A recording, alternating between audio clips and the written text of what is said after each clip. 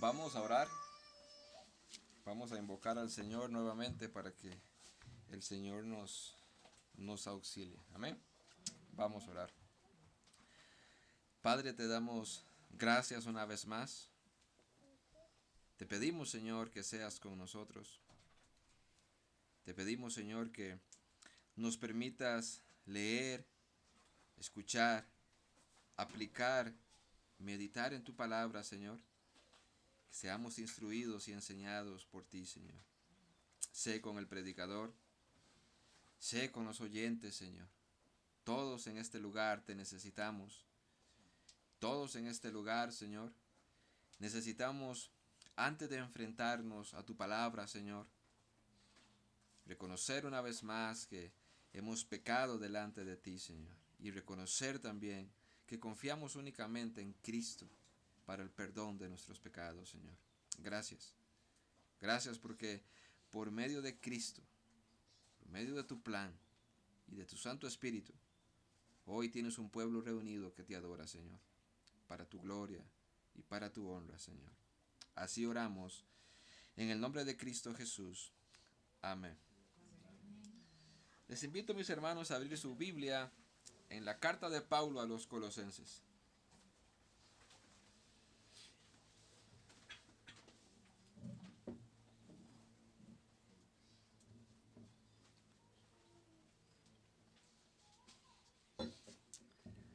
Capítulo 1. Vamos a estar leyendo desde el versículo 19 hasta el versículo 23. Colosenses capítulo 1, versículo 19 al 23. Escuchen y lean conmigo lo que dice la palabra del Señor. Por cuanto agradó al Padre que Él o en Él habitase toda plenitud, y por medio de Él reconciliar consigo todas las cosas, así las que están en la tierra como las que están en los cielos, haciendo la paz mediante la sangre de su cruz. Y a vosotros también, que erais en otro tiempo extraños y enemigos en vuestra mente, haciendo malas obras, ahora os ha reconciliado en su cuerpo de carne, por medio de la muerte, para presentaros santos y sin mancha e irreprensibles delante de Él, si en verdad permanecéis fundados y firmes en la fe, y sin moveros de la esperanza del Evangelio que habéis oído, el cual se predica en toda la creación que está debajo del cielo, del cual yo, Pablo, fui hecho ministro. Hermanos, este es el texto que tenemos delante de nuestros ojos que vamos a leer, a meditar y a estudiar el día de hoy. Yo he titulado mi sermón La preeminencia de Jesús en la salvación del hombre. Y ustedes saben que el apóstol Pablo, teniendo una información acerca de esta iglesia, que habían falsos maestros y falsas enseñanzas dentro de esta iglesia, una de esas falsas enseñanzas era que Cristo no era suficiente para salvar y por ende tenían que estar guardando por parte de los falsos maestros judaizantes la ley, o al mismo tiempo por parte de aquellos gnósticos diciendo que aún era más importante los ángeles que el mismo Cristo. Entonces Pablo, sabiendo eso, con esa problemática en la iglesia, Pablo escribe esto, inspirado por el Espíritu Santo. Ahora, en forma de introducción, déjeme leer un párrafo que dice así. ¿Casi salvo? En forma de pregunta. ¿Casi salvo? ¿Cuán doloroso debe ser que alguien casi consiga un empleo? ¿Cómo es incómodo casi tomar un avión? Es más, terminar siendo dejado en el aeropuerto. ¿Cuán triste casi sobrevivir a un ahogamiento? Es más, terminar hundiéndose en la laguna. Sin embargo, ¿cómo será terrible casi convertirse? Es más, acabar en el lago de fuego por la eternidad. Se ha dicho que el infierno está lleno de personas con buenas intenciones. Podría decirse también que está y estará lleno de casi cristianos. Pues ser casi salvo es ser completamente perdido. Cuando leí eso me encantó. ¿Casi salvo? Pues ser casi salvo es estar completamente perdido.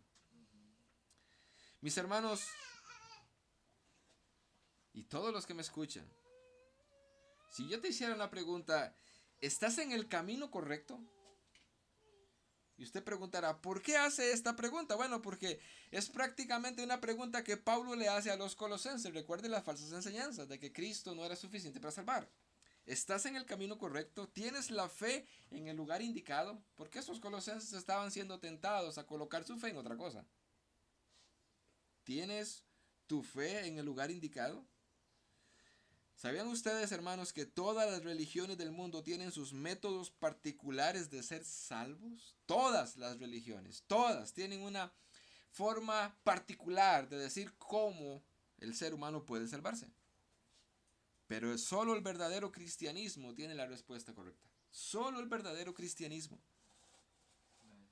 Y es ahí donde quiero entrar con mi primer encabezado. Jesús, el medio de paz. Versículo 20.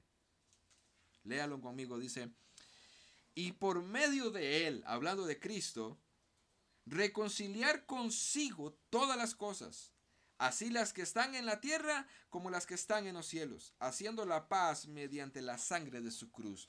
Entonces, lo primero que Pablo dice es que Jesús es el medio de paz, no los ángeles y no la ley.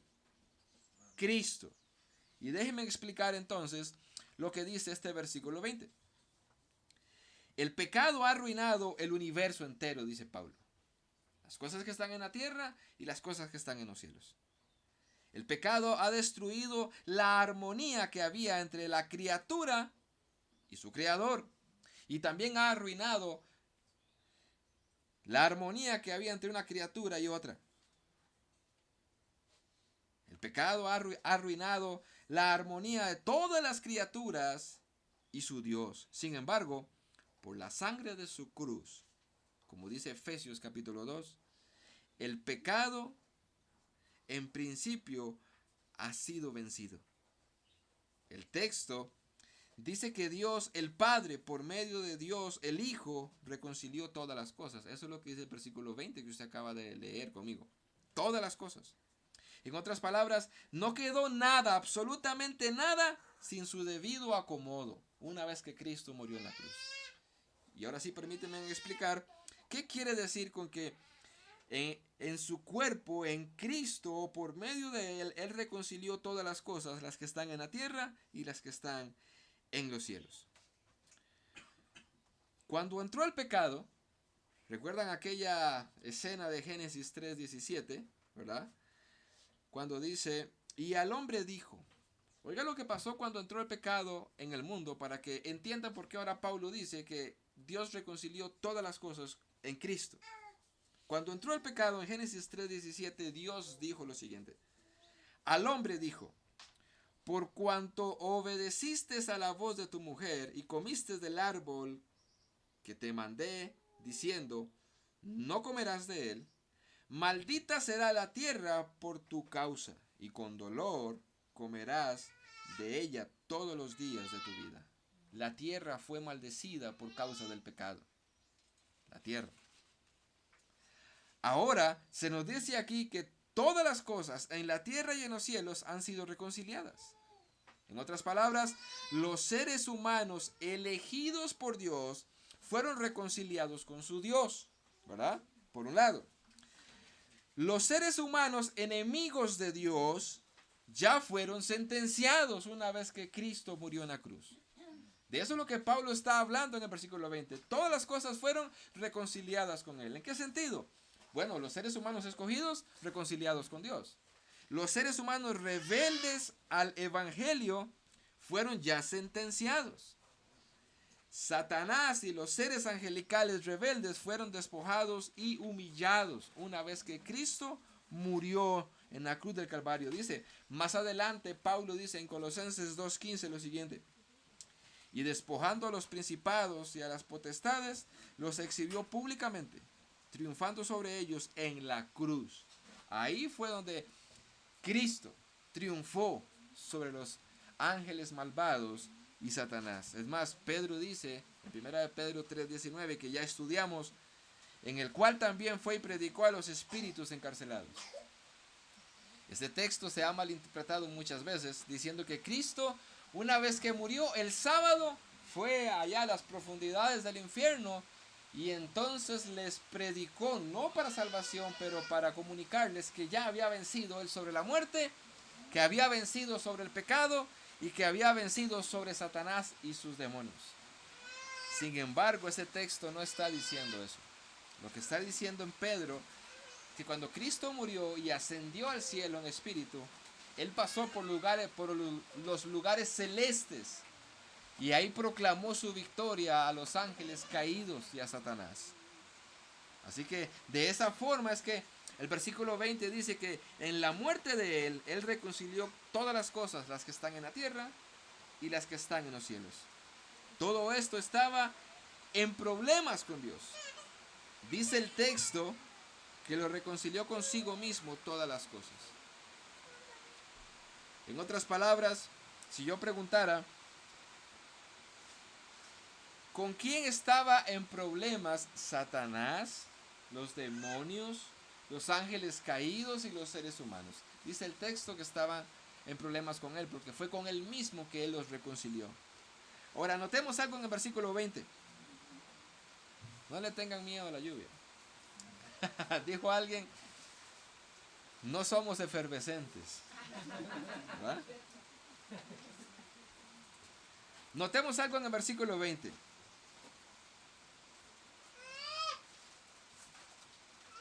En el versículo 20 hay dos palabras importantes. Dice reconciliar y haciendo. ¿Lo ven en el versículo 20? Reconciliar y haciendo. En esto vemos la gran diferencia con las sectas y las religiones falsas. En esas dos palabras y lo que implica esas dos palabras,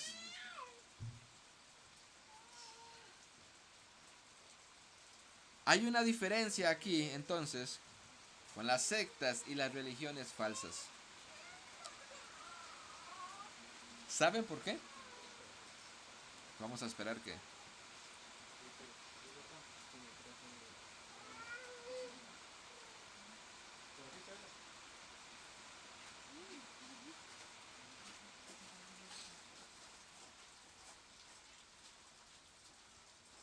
Cuando ustedes noten eso en el versículo 20, reconciliar y haciendo. El Evangelio enseña que fue Dios quien decidió salvar al ser humano y fue Él mismo quien lo llevó a cabo. Eso es lo que significa estas dos palabras. Fue Dios el que reconcilió y fue Dios el que hizo eso. Ahí está la diferencia con las demás religiones y las sectas. Porque solo el Evangelio, el verdadero Evangelio enseña que fue Dios quien decidió salvar al ser humano y fue Él mismo quien lo llevó a cabo. No es el ser humano buscando a Dios, no es el hombre inclinando su corazón a Dios, tampoco es variada la forma de salvación. Cada cual puede salvarse como quien bien le parece. No, el texto dice literalmente en el versículo 20 que fue por medio de Él que Él reconciliar consigo mismo todas las cosas que están en los cielos, en la tierra, y luego dice, haciendo. Fue Dios quien lo hizo. Es Dios buscando al ser humano, es Dios trayendo al ser humano, y es Dios supliendo la única forma de salvación, en Cristo. Ahí está la diferencia con una secta o una religión falsa. Nosotros no necesitamos una liturgia para ser salvos. Nosotros no necesitamos, ¿cómo se le llama a esto que la Iglesia Católica Romana tiene? Sacramentos para ser salvos. No necesitamos las obras de la ley para ser salvos. Lastimosamente, Muchas veces preguntamos a aquellos a quienes evangelizamos, ¿cómo puedes ser salvo? Y ellos siempre contestan, bueno, yo tengo que portarme bien, bueno, yo tengo que hacer esto. Ellos ignorantemente creen que haciendo las obras de la ley se van a salvar. Pero el texto dice que fue Dios el que hizo que nosotros hubiésemos o pudiésemos estar reconciliados. Fue Él el que trajo la reconciliación consigo mismo. No nosotros buscándola, no nosotros haciéndola. Dice el texto, mediante la sangre de Cristo, mediante la sangre de su cruz. Esto es lo que determina, o lo que termina diciendo en el versículo 20, en la sangre de Cristo. De hecho, hubo un predicador, me parece que fue Spurgeon, al que le preguntaron, ¿qué es el Evangelio? Y él dijo, yo lo resumo en esas palabras. Cristo murió por mí. Eso es el Evangelio. Cristo murió por mí. Eso es lo único que sé. Cristo murió por mí. Hermanos, es que fue ahí donde realmente ocurrió lo dicho, o todo lo dicho en el versículo 20. Fue en la cruz de Cristo donde Dios reconcilió, y fue ahí donde hizo la paz, en la sangre de Cristo. Y eso lo encontramos en el versículo 20. Fue ahí, en la cruz, en la sangre de Cristo. Los escogidos son reconciliados únicamente en la cruz, en la sangre de Cristo. Los hombres rebeldes son sentenciados. Los ángeles buenos son sometidos a Cristo. Y los ángeles rebeldes, entre ellos Satanás, son subyugados y vencidos. Fue en la sangre de Cristo. Fue en la cruz. Más adelante en Colosenses 2, capítulo 2, versículo 13 al 15, Pablo va a decir, que estudiaremos a fondo, y a vosotros, otra vez Pablo se dirige y dice, estando muertos en pecados, y en la incircuncisión de vuestra carne, os dio vida juntamente con él, perdonándoos todos los pecados, anulando el acta de los decretos que había contra nosotros, que nos era contraria, quitándola de en medio y clavándola en la cruz. Y luego dice, y despojando a los principados y a las potestades, los exhibió públicamente, triunfando sobre ellos en la cruz. Fue ahí. Fue ahí. Por eso Pablo, hermanos, otra vez, permítanme sentar el versículo 20 en el problema. Si nosotros leemos y explicamos el versículo 20 el día de hoy, pareciera algo muy trillado. Pero cuando sentamos el versículo 20 en el problema de la iglesia en Colosenses, es ahí donde tiene sentido. Pablo está diciendo, no son los ángeles, no es la ley la que te va a salvar. Fue Dios reconciliando consigo mismo todas las cosas en la cruz y haciendo la paz. Fue Dios a su modo, en una cruz, en su Hijo. Por el problema que hay de fondo en la iglesia de Colosenses. Ahora, ese mismo versículo bíblico y esta misma enseñanza debería ser repetida y enseñada en las iglesias cristianas evangélicas. ¿Saben por qué? Porque hay muchos, o yo diría que la mayoría, muchos de los cristianos evangélicos, si tú le preguntas, ¿por qué eres salvo? Muchos van a apelar a su propia justicia. Muchos van a apelar a su propia justicia. Pablo no solo les explica a los colosenses sobre quién es Jesús en cuanto a la salvación del hombre, ya que habían falsas enseñanzas, como lo digo, en la iglesia, y en cuanto a esto, sino que les expone la condición en la que se encontraban ellos antes de ser cristianos, la condición en la que se encuentran todos aquellos que están confiando únicamente y no en Jesús, sino en los ángeles o en la ley, como lo que pasa en Colosenses. Y esto nos lleva a nuestro segundo encabezado. O sea, Pablo no solo explica que Jesús es suficiente. Pablo no solo explica que es por medio de Jesús la única forma de ser salvo, que fue Dios mismo haciendo la reconciliación con Él mismo. Aquel pasaje de Juan 1:14 que dice, se lo voy a parafrasear, que aquel verbo se hizo carne y habitó entre nosotros. Esa palabra habitó es la palabra griega que se puede decir y tabernacula. Eso. Hizo tabernáculo en nosotros o con nosotros, ¿verdad? ¿Por qué? Porque era Dios mismo haciendo una morada ahora entre nosotros en Cristo, ¿verdad? Entonces Pablo no solamente está ratificando y enseñando una vez más que es Cristo, que es Cristo.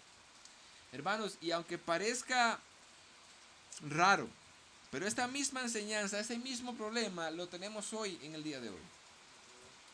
Si tú preguntas a los testigos de Jehová, a los adventistas, al catolicismo, a cualquier secta, ellos van a apelar al mismo problema que está detrás de este texto. Querer tener una justicia propia para salvarse. Y es lo que Pablo está atacando en este pasaje bíblico. Ahora, Pablo no solo explica cuál era la condición entonces, o más bien, no solo explica que Cristo es suficiente, sino que Pablo les va a explicar a ellos y a nosotros la condición en la que ellos estaban antes de ser cristianos. Versículo 21. Pablo dice, no solamente reconcilió las cosas terrenales y las cosas celestiales. Ahora Pablo apunta de una forma personal e individual y dice, y a vosotros, también lo reconcilió, es la idea.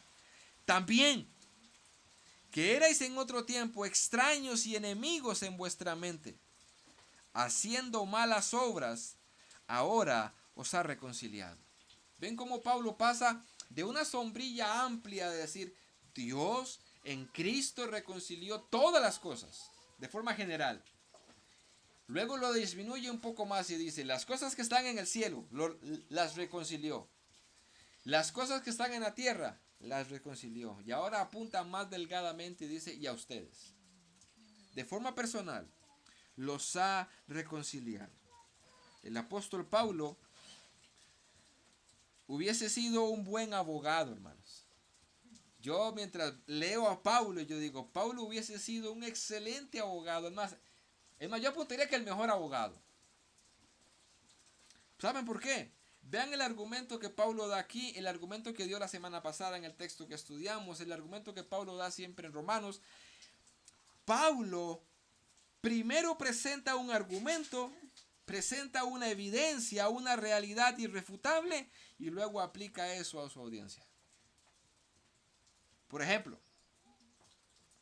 en el versículo que estudiamos la semana pasada, Pablo da el argumento en el versículo 15, hablando de que Cristo es la imagen del Dios invisible.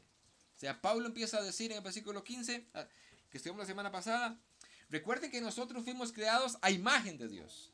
Cristo no fue creado a imagen de Dios. Cristo es la imagen de Dios. Pablo luego dice en el versículo 16 que en Cristo fueron creadas todas las cosas. O sea, y como lo explicamos la semana pasada, en Cristo, en el molde de Cristo fueron creadas todas las cosas y dice, las que hay en los cielos, las que hay en la tierra, visibles e invisibles. Y Pablo da el argumento diciendo, sean tronos, sean dominios, sean principados, sean potestades. En otras palabras, Pablo empieza a dar el argumento diciendo, no me importa si son esos ángeles caídos que estaban delante del trono de Dios. No me importa qué rango tuvieran los ángeles caídos que ahora ustedes tratan de adorar o de seguir. Todo eso fue creado por Cristo, para Cristo y según Cristo, ¿verdad? Pablo argumenta eso y luego lo aplica y dice, verso 18, Él es la cabeza del cuerpo que es la iglesia. Entonces Pablo primero argumenta y luego aplica. Hubiese sido un buen abogado. El día de hoy en el texto hace lo mismo. Él empieza a decir, Él reconcilió todo y ahora después de ese argumento, dicen, bueno, les voy a explicar por qué fue necesario que Cristo reconciliara todo en Él mismo. ¿Saben por qué? Versículo 21. Porque ustedes en otro tiempo eran extraños y enemigos. Por eso era necesario. Pablo les da una lección de antropología, en otras palabras. ¿Saben qué es antropología? Palabra de domingo, el estudio del hombre. Pablo les da un pequeño estudio acerca de quién es el hombre delante de Dios. Y le dice, ¿saben por qué? a vosotros también, que erais en otro tiempo extraños y enemigos en vuestra mente. Y déjenme y permítanme, por favor, ampliar un poquito esto. ¿Qué quiere decir Pablo cuando dice que ellos eran extraños en otro tiempo? Bueno, la idea con decir de que ellos eran extraños y cada uno de nosotros, si usted ha nacido de nuevo, lo que este texto está diciendo es, antes de que usted fuese salvado por Cristo, eras un extraño para Dios. Y si alguien está entre nosotros el día de hoy y todavía no ha sido salvo, eres un extraño para Dios. Las personas de Colosenses, la iglesia en Colosenses, padecían un mal que atañe a toda la humanidad entera. Lo que está diciendo Pablo con extraños es que no eran parte del pueblo de Dios. Ustedes antes no eran parte del pueblo de Dios. Lo que está diciendo es, no tienen un pacto que los una a Dios. Ustedes son extraños. No tienen esperanza. Les espera la ira de Dios. Son portadores de la desgracia y cada día que pasa lo único que les hace es acumular odio y enojo de Dios. Todo eso y podemos seguir poniéndole. Lo resume Pablo diciendo, ustedes eran extraños. Todo eso es expresado por Pablo mismo de una forma magistral en la carta a los Efesios capítulo 2 versículo 11 al 13. Escuche lo que Pablo explicó ahí, que ahora simplemente lo resumió diciendo ustedes eran extraños. En Efesios Pablo lo explicó de esta manera. Por tanto, acordaos que en otro tiempo vosotros los gentiles, en cuanto a la carne, erais llamados incircuncisión por la llamada circuncisión hecha con mano en la carne. En aquel tiempo estabais sin Cristo, alejados de la ciudadanía de Israel y ajenos a los pactos de la promesa, sin esperanza y sin Dios en el mundo. Todo esto lo resume Pablo ahora en nuestro texto diciendo, ustedes eran extraños. Y la idea es como si alguien llegara a tocar la puerta de su casa y nadie le ha visto jamás a ese hombre. ¿Cuál sería la perspectiva suya si usted está en su casa, alguien toca la puerta y usted se fija y usted no lo conoce? Es un extraño. No pertenece a nuestra familia. No pertenece a nosotros. No es de los nuestros. Esa es la idea de Pablo en ese pasaje bíblico. Y también les llama enemigos en vuestra mente. ¿Por qué Pablo dice esto en el versículo 21? Porque Pablo está argumentando por qué es que fue necesario que Dios en Cristo reconciliara a sus almas. Ellos eran enemigos en la mente. Y aquí está la causa de lo anterior. Ellos, estos colosenses inconversos por naturaleza, odian a Dios y a sus enviados. Hay una parábola, o más bien un lamento de Jesús, que viene después de una parábola. Cuando Jesús dice, mire, y se lo voy a parafrasear, cuando dice, un hombre arrendó una hacienda, y cuando ya él vio que pues, la hacienda había traído su fruto, envió a un mensajero. Y los que estaban ahí encargados simplemente dijeron, matémosle. O golpeémosle. Y así envió a todos sus mensajeros y ellos lo odiaron. Incluso mandó a su hijo, a su heredero, y lo mataron también. Jesús exclamó también diciendo, tú matas a los profetas. Diciéndole al pueblo de Israel, tú has matado a los profetas que yo te he enviado. Y en otro lugar él dijo, yo he querido reunirlos a ustedes como la gallina quiere o reúne a sus polluelos. Pero ustedes no quisieron. Hermanos, el ser humano es enemigo en la mente. Sus mentes no pueden entender el mensaje de Dios y lo rechazan y lo menosprecian. Eso eran los colosenses. Por eso era necesario que fueran reconciliados. Y esto lo sufre cada ser humano. Nuestra confesión de fe, la que usted ha confesado con su boca que cree, la confesión de fe de 1689 en el capítulo 6, versículo 2, párrafo 2 dice lo siguiente: por este pecado, hablando del pecado de Adán y de Eva, nuestros primeros padres cayeron en su justicia original y de su comunión con Dios, y nosotros en ellos, por lo que la muerte sobrevino a todos, viniendo a estar todos los hombres muertos en pecado y totalmente corrompidos en todas sus facultades y partes del alma y del cuerpo. Eso es lo que confesaban los cristianos de 1600. Esto es lo que Pablo está diciendo aquí. Ustedes, era necesario que fueran reconciliados. ¿Saben por qué? Porque ustedes eran extraños y enemigos en vuestra mente. Jesús lo enseñó de la siguiente manera. En Juan capítulo 3, versículo 18 al 21, Jesús mismo dijo lo siguiente: el que en él cree no es condenado, pero el que no cree ya ha sido condenado porque no ha creído en el nombre del unigénito Hijo de Dios. Y esta es la condenación, que la luz vino al mundo, y los hombres amaron más las tinieblas que la luz, porque sus obras eran malas. Porque todo aquel que hace lo malo aborrece la luz y no viene a la luz, para que sus obras no sean reprendidas.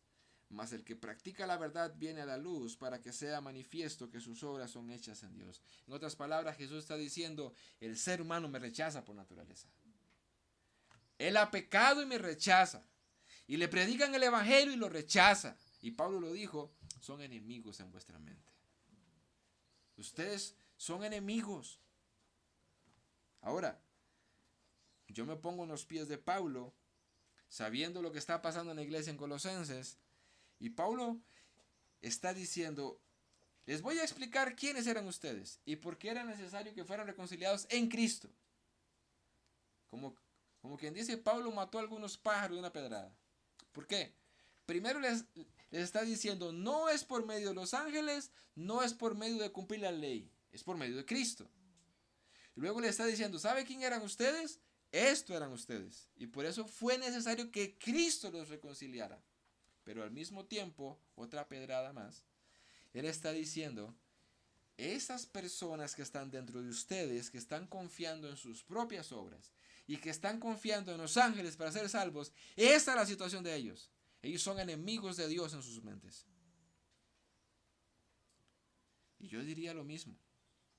Si hay alguien aquí que todavía no quiere rendir su vida a Cristo y vive su vida como bien le viene en gana, o alguien que quiere ganarse el cielo portándose bien, yo tengo que decirte: eres un enemigo de Dios en vuestra mente. Un enemigo de Dios. Miren qué terrible y qué confrontador es decirle a un ser querido, a la mamá, a un hermano, a un primo: yo sé cómo piensas. Yo sé que tú pretendes ganarte el cielo con tus obras. Tú eres un enemigo de Dios en tu mente. Es una realidad dura. Es una realidad que ellos no tienen delante de sus ojos, pero es la única realidad.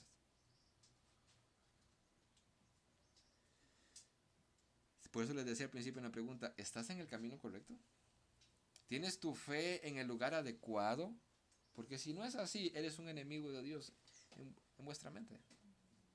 Aunque vengas a la iglesia, aunque tengas una Biblia cristiana, tratas de ganarte la salvación, eres un enemigo. Es más, eso es puramente lo que el autor de los Hebreos y el trasfondo de los Hebreos estaba pasando. Estás pisoteando al Hijo de Dios.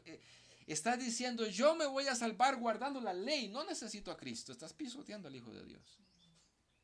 Lamentablemente. En otras palabras, el ser humano sin Cristo en su mente, fuera de la gracia de Dios, está incapacitado de reaccionar a favor del bien y del evangelio. Ellos vivían en sus pensamientos no queriendo el señorío de Cristo, y esto fue lo que Satanás les vendió en el huerto del Edén. Satanás le dijo a Adán. Tú no vas a morir si comes de ese árbol. Lo que va a pasar es que vas a ser como Dios, sabiendo el bien y el mal. En otras palabras, tú vas a ser tu propio Dios. Bueno, eso es lo que sucede con las personas que no quieren rendirse ante el señorío de Cristo. Ellos quieren ser sus propios dioses. Ellos quieren gobernarse a sí mismos. Ellos quieren decir, esto está bien y esto está mal. No me importa qué dice Dios. El problema es que esas personas son las que vienen a las iglesias. Si usted lee 2 Timoteo, cuando Pablo describe el carácter de los hombres de los últimos días, Pablo está hablando de las personas que están dentro de las iglesias. Ese es el problema. Dentro de las iglesias. Pablo no está hablando en 2 Timoteo del carácter de los hombres de los últimos tiempos, de la gente que está fuera de las puertas de la iglesia. Pablo está hablando de las personas dentro de la iglesia. Y advierte una y otra vez que dentro de la misma iglesia incluso se levantarán falsos maestros. Así que ¿no sería bueno dudar de muchos de nosotros que estamos aquí? ¿Será verdaderamente salvo? ¿En dónde estará su confianza? Escuchen el veredicto de Dios en Romanos 8:7. Por cuanto los designios de la carne son enemistad contra Dios, porque no se sujetan a la ley de Dios ni tampoco pueden. No pueden. La semana pasada, Ricardo y yo fuimos a visitar a una persona y yo le decía, tú tratas de vivir para Dios, pero no puedes. Y lo hemos visto durante toda tu vida. Tú has creído, te has esforzado por abandonar el pecado y vivir para Dios, pero no puedes. ¿Sabes por qué? Porque eres un inconverso. Así se lo dijimos, Ricardo y yo, tú no eres cristiano. Y por más que te esfuerces no vas a poder, porque Pablo dice en ese pasaje que los designios de la carne, de la mente, puesta en la carne, primero que todo no se sujetan a la ley de Dios, vive como le da la gana. Y cuando trata de portarse bien y cuando trata de vivir para Dios, tampoco puede. Y así estaban las personas dentro de la iglesia en Colosenses. Y hermanos, así hay gente dentro de nuestra iglesia, así hay gente dentro de todas las iglesias cristianas. Sean pocos o sean muchos, pero hay dentro de las iglesias cristianas así, tratando de poder portarse bien, tratando de abandonar el pecado y no pueden. ¿Saben por qué? Porque no son cristianos. ¿Saben por qué? Porque son esclavos del pecado. ¿Saben por qué? Porque Cristo no les ha libertado. Y están tratando de portarse bien dentro de la iglesia y son las personas que tratarán de ganarse la salvación con sus obras. Qué triste es irse al infierno teniendo tan cerca la palabra de Dios, teniendo tan cerca el mensaje y el entendimiento correcto y tratar de ganarse el cielo por sus propias obras e irse al infierno. Hermanos, esa era la problemática en la iglesia en Colosenses. Se estaba judaizando, se le estaba diciendo, usted tiene que guardar la ley para poder ser salvo. Hoy la gente no lo dice abiertamente, pero en la práctica la gente cree que se va a salvar por portarse bien. Hermanos, y ese problema que arrastramos la mayoría del catolicismo es fuerte.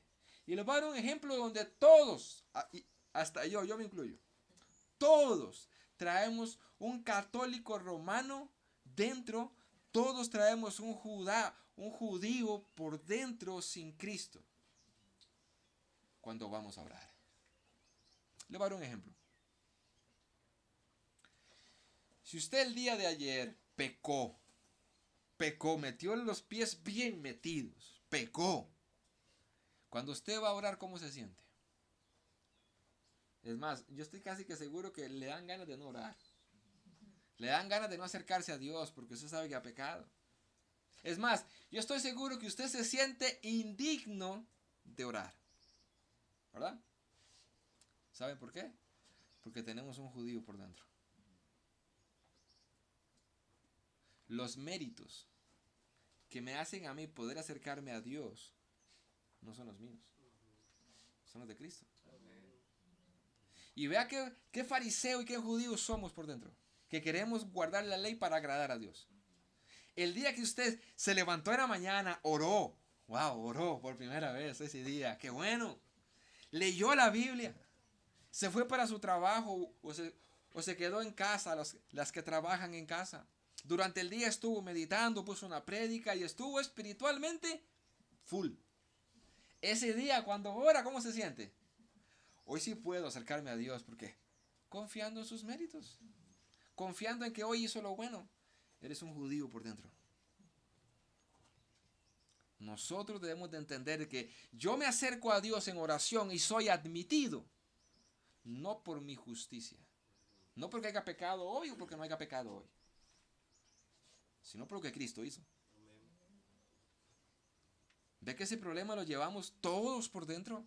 Y si le damos campo, ya nos vemos entonces ya no tan limitados para la oración. Nos vemos limitados para entrar a la salvación. Y entonces pretendemos portarnos bien para poder estar en paz con Dios, cuando esa paz ya lo hizo Dios mismo. Eso fue lo que dijo en el versículo 20. Él mismo reconcilió al ser humano con él mismo por medio de la cruz. Hermanos, ese problema que estaba en la iglesia en Colosenses, estuvo en la iglesia en los Gálatas y está en la iglesia de todo el tiempo. Tenemos que tener cuidado de no ser judíos en ese sentido, de querer ganarnos el favor de Dios por nuestros méritos. Hasta cierto punto, y cuidado con lo que voy a decir, hasta cierto punto tenemos que hacernos carebarro. Si usted pecó hoy y va a orar, usted tiene que decir, Señor, vengo a tu presencia y sé que no me lo merezco, pero sé que es por Cristo. Perdóname. Sé que tengo entrada a tu presencia 100% y no se me bajó un poquito porque pequé. Tengo la misma entrada, tengo la misma gracia, tengo el mismo perdón por Cristo. Hasta cierta parte tenemos que ser carebarros en esa área. Y por otro lado, es bueno que usted se sienta mal cuando peca. Porque esa es la naturaleza del cristiano. Se siente mal. Pero hay que tener ese balance. Sí, yo me siento mal cuando peco. Sí. Es más, y yo me siento indigno. Claro que soy indigno. Pero hay que tener ese balance de sí, me siento indigno y sé que soy indigno y nunca voy a ser digno. Pero lo que hace balanza es que Cristo lo hizo por mí. Eso es lo que Pablo está diciendo. Ustedes eran enemigos en vuestra mente. Ustedes eran extraños y por eso fue necesario que Él mismo, no ustedes, Él los reconciliara a ustedes consigo mismo. Ustedes no hicieron nada. Si le hubieran preguntado, usted era un enemigo de Dios. Por ejemplo, no sé si usted ha visto alguna película, porque tal vez en la vida real no lo haya visto, pero en alguna película usted ha visto a alguien que odia a otro.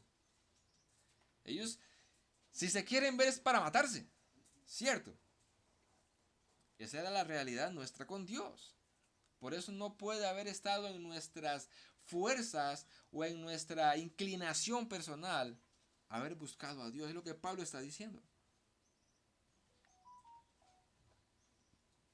Por esto es obvio que el comportamiento de ellos, de los colosenses y de los no cristianos el día de hoy, iba a ser depravado y es depravado.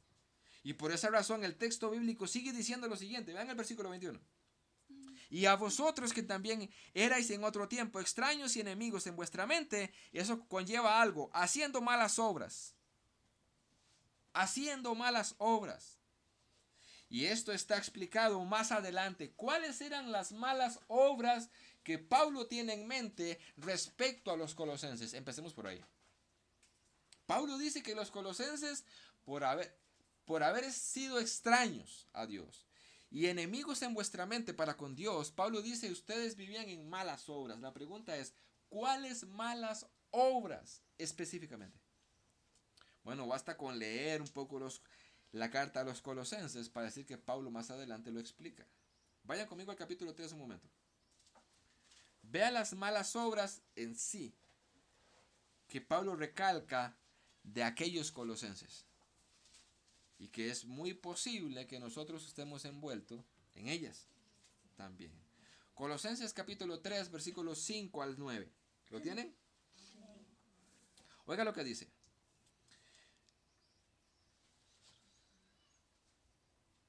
Haced morir pues lo terrenal en vosotros. Oiga lo que ellos practicaban. Esas eran las malas obras. Fornicación, impureza, pasiones desordenadas, malos deseos y avaricia, que es idolatría, por los cuales la ira de Dios viene sobre los hijos de desobediencia, en las cuales vosotros también anduvisteis en otro tiempo, cuando vivías en ellas. Pero ahora dejad también vosotros todas estas cosas: ira, enojo, malicia, blasfemia, palabras deshonestas de vuestra boca. No mintáis los unos a los otros, habiéndoos despojado del viejo hombre con sus hechos. Esas eran las malas obras que él menciona en el versículo 21. Ustedes vivían haciendo esto. ¿Y saben por qué? Porque ustedes eran enemigos de Dios en su mente. Y eran extraños. Esa era la condición entonces de ustedes. Esa es la consecuencia de que ustedes vivan así. Ahora, si nosotros mismos o alguien de la iglesia o alguien que conocemos vive en esa condición descrita en el capítulo 3, como le dije antes, es porque es un enemigo de Dios en la mente. Es un extraño, es un inconverso. Pablo aplicó esta verdad a toda la humanidad en Efesios 2, del 1 al 3, que no vamos a leer. Y Pablo dice, ustedes andaban según la corriente de este mundo. Y el que gobierna ese mundo, dice Pablo ahí en Efesios, es el príncipe de la potestad del aire, el espíritu que ahora opera en los hijos de desobediencia. Por esta razón era necesario un sacrificio que los reconciliara a ellos y nos reconciliara a nosotros el día de hoy. Era necesario. Y eso me lleva al versículo 22, el sacrificio de Cristo. Vean lo que dice el versículo 22. Empezando desde la última parte del versículo 21. Dice, ahora os ha reconciliado en su cuerpo de carne, por medio de la muerte, para presentaros santos y sin mancha e irreprensibles delante de él. ¿Verdad? Última parte del versículo 21 y todo el versículo 22. ¿Qué dice el texto? Ahora os ha reconciliado en su cuerpo de carne. Ya la semana pasada se los dije y se los voy a repetir una vez más. ¿Por qué Pablo enfatiza en su cuerpo de carne? ¿No era solamente más fácil decir en su cuerpo? ¿Por qué Pablo añade su cuerpo de carne? ¿Por qué? ¿Qué es que la palabra de carne estaba de más? ¿Qué es que hay cuerpos de metal? ¿Por qué Pablo añade, más bien el Espíritu Santo por medio de Pablo, la palabra de carne o carne? Dice un comentarista, en su cuerpo de carne. Es un hebraísmo que significa el cuerpo humano de Cristo. Y ahí Pablo otra vez vuelve a refutar las herejías gnósticas que estaban sufriendo los colosenses. Pablo no escribe de carne por escribir. Por eso nosotros confiamos y creemos, hermanos, palabra de domingo, en la inspiración plenaria y verbal de las Escrituras. En otras palabras, cada palabra fue inspirada por Dios adecuadamente con un sentido. Cada palabra. Cuando usted sienta el texto en su contexto, usted dice, ahora sé por qué Pablo puso en su cuerpo de carne. Porque había una enseñanza gnóstica, herética dentro de la iglesia diciendo, la materia es pecado. El cuerpo es pecado. Y si Cristo vino, tuvo que haber venido en espíritu y no en carne. Porque si habitó en carne era un pecador. Esa era la herejía que estaba en la iglesia en Colosenses. Esa es la misma herejía que el apóstol Juan refuta en primera de Juan, en segunda de Juan y en tercera de Juan. La misma herejía. Cuerpo de carne. Por eso él dice, en este comentarista, eso es un hebraísmo que significa el cuerpo humano de Cristo. Ahora, en este pasaje 22, encontramos también el cumplimiento de la profecía de Génesis 3:15. Noten que Pablo está diciendo, Cristo tuvo un cuerpo de carne, Él es el Mesías y fue por medio de Él que Dios reconcilió todas las cosas. ¿Qué decía la profecía de Génesis 3:15? Que iba a venir uno nacido de mujer. O sea, iba a tener un cuerpo de carne. Pablo está diciendo, esta es la profecía. Y se está cumpliendo y se cumplió en Cristo. Recuerden que había muchos judíos dentro de la iglesia en Colosas. Ellos sabían la profecía de Génesis 3:15. Y estaban siendo tentados a seguir guardando la ley y no confiar en Cristo. Entonces Pablo está atacando también al mismo tiempo esa herejía de abandonar a Cristo y seguir la ley diciendo no. Cristo es el cumplimiento de la profecía de Génesis 3:15, que iba a venir uno nacido de mujer que por ende iba a tener un cuerpo físico y que ese hombre nacido de mujer con un cuerpo físico le iba a aplastar la cabeza a Satanás. Pablo dice, en el cuerpo de carne Él nos reconcilió. Ahí está el cumplimiento de Génesis 3:15. Y también está el cumplimiento de Isaías 9:6 que dice, porque un niño os es nacido, hijo nos es dado, un hijo de carne y hueso, un cuerpo humano. Y dice, y sobre su hombro se llamará su nombre admirable, consejero, Dios fuerte, Padre eterno, príncipe de paz. ¿A un niño de carne llamársele Dios eterno? Sí, Cristo. Lo que Pablo está diciendo es, Cristo es el Dios prometido, que se iba a encarnar. Y por eso Juan el apóstol, que no era Pablo, escribió en Juan ese verbo que era Dios. Juan 1:1, se hizo carne. Juan 1:14. El cumplimiento de la profecía y al mismo tiempo diciéndole a los colosenses, Cristo tuvo un cuerpo de carne.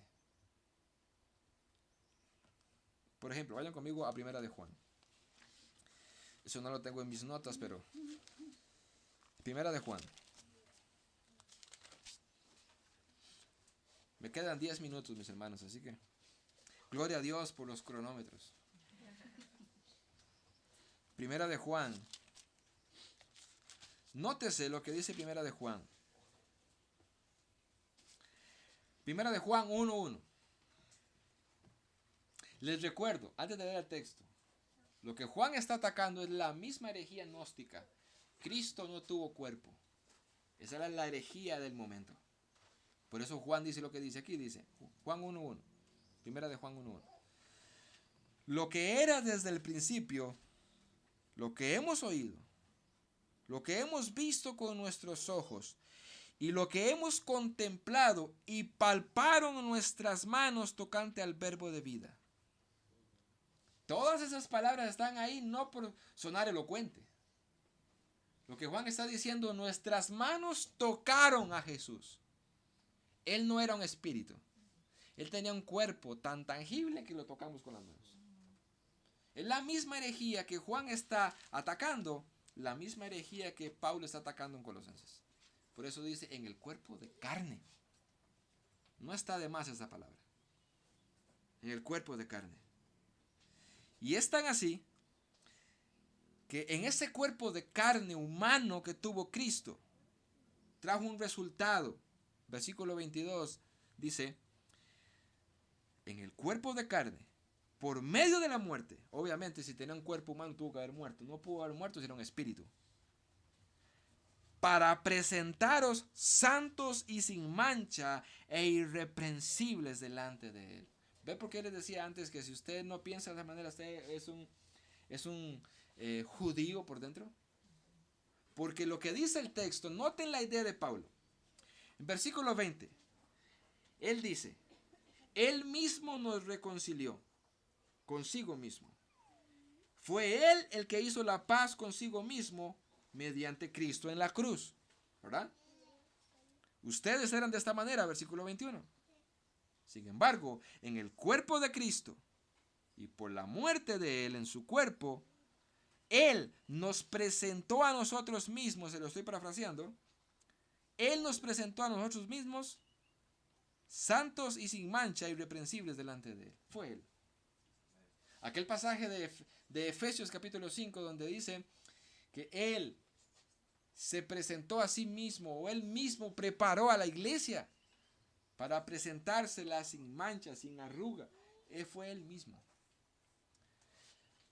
Los que han estado en otras iglesias igual que yo, ¿Cuántas veces se nos ha dicho que usted debe de esforzarse para presentarse a Dios sin mancha y sin arruga? ¿Verdad que sí nos han dicho eso? Eso no es lo que dice la Biblia. La Biblia dice que fue Él el que hizo el sacrificio, fue Él mismo el que se presentó a sí mismo a una iglesia, a usted y a mí, sin mancha. Fue Él en el cuerpo de Cristo, en la muerte de Cristo. Otra del versículo 20 dice, en su cuerpo, no en el mío, en el cuerpo de Cristo. Por medio de la muerte de Él, no la mía, para presentaros, y dice el texto, santos y sin mancha e irreprensibles delante de Él.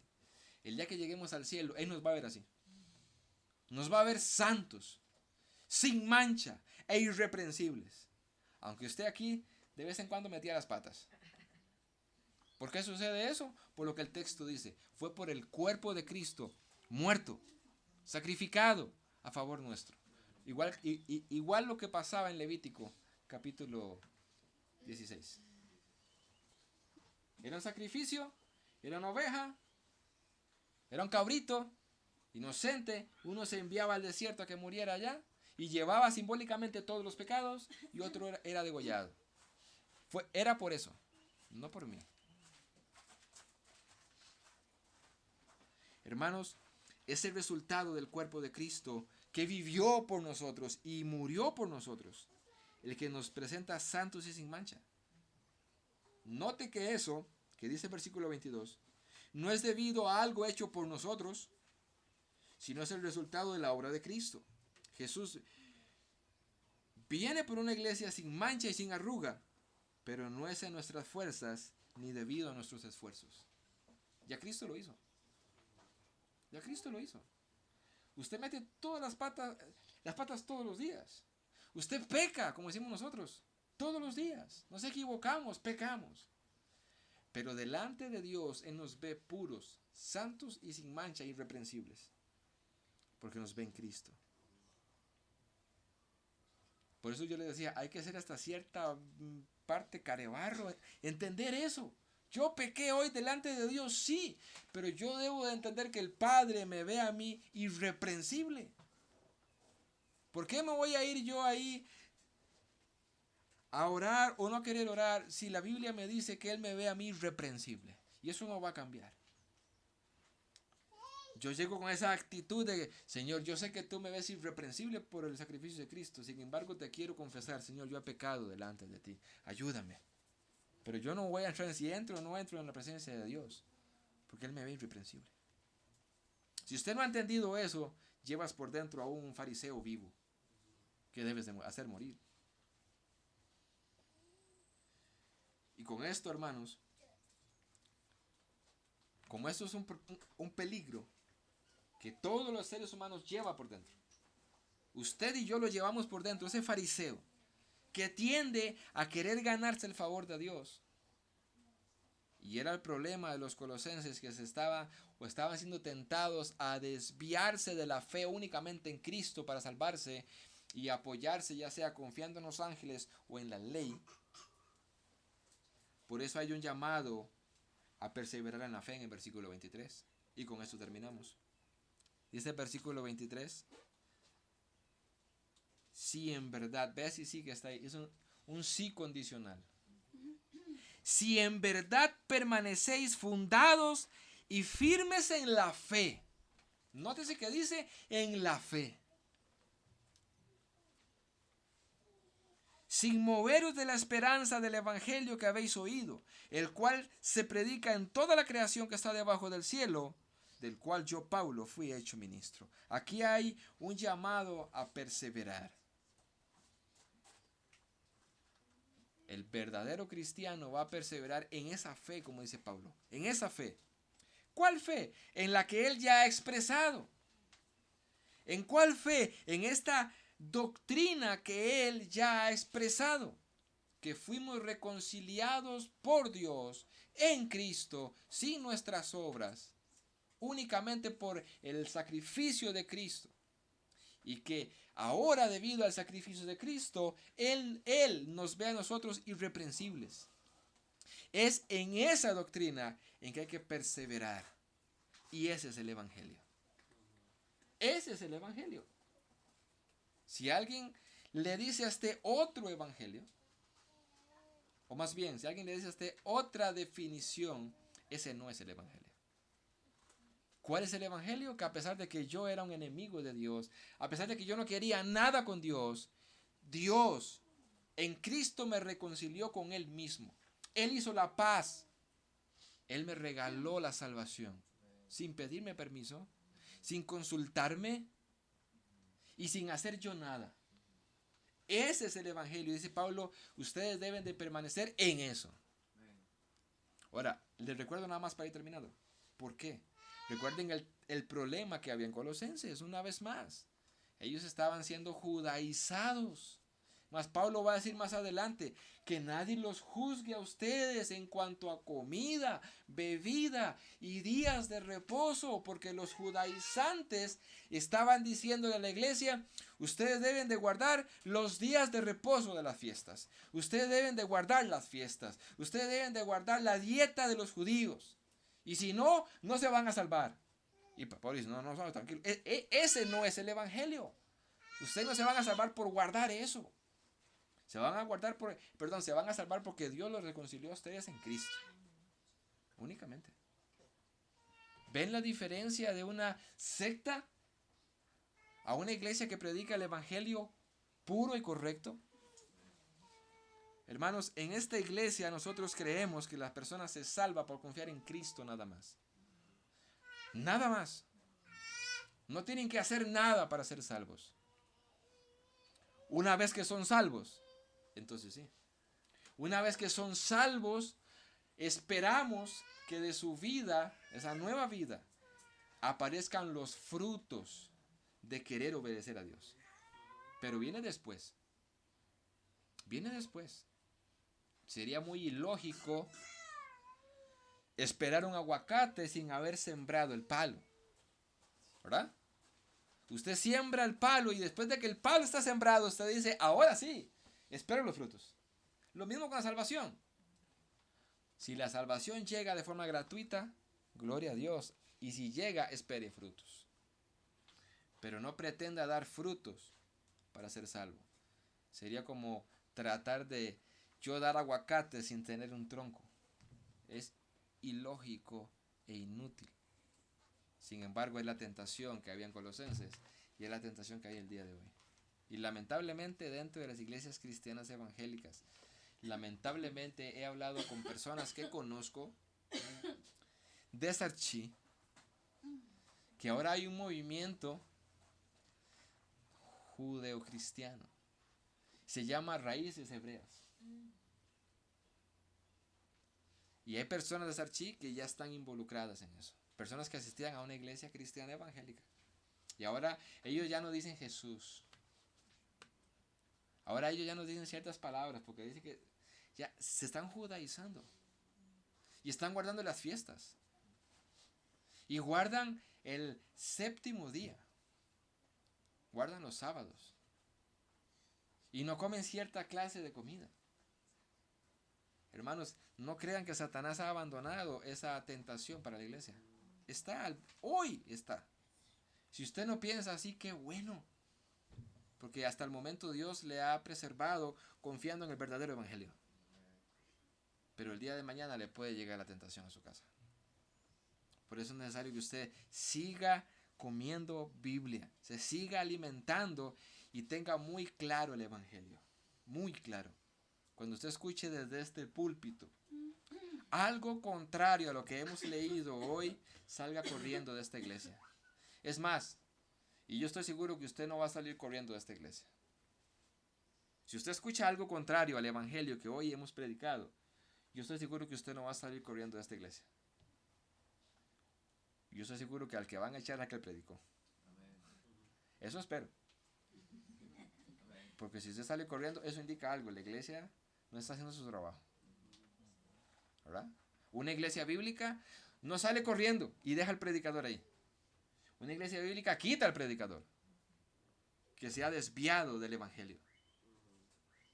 Así que ustedes deben estar atentos en eso. Amén. Vamos a orar. Padre, te damos gracias por tu palabra. Hemos leído, hemos explicado un texto básico del cristianismo, sin embargo tan profundo, donde tantas personas se han desviado estando en las iglesias cristianas. Ayúdanos a mantenernos firmes, como dice Pablo en ese versículo 23, a estar firmes, perseverando en la fe, en la única fe, en la única esperanza, en la única doctrina correcta, Señor, el Evangelio de Cristo.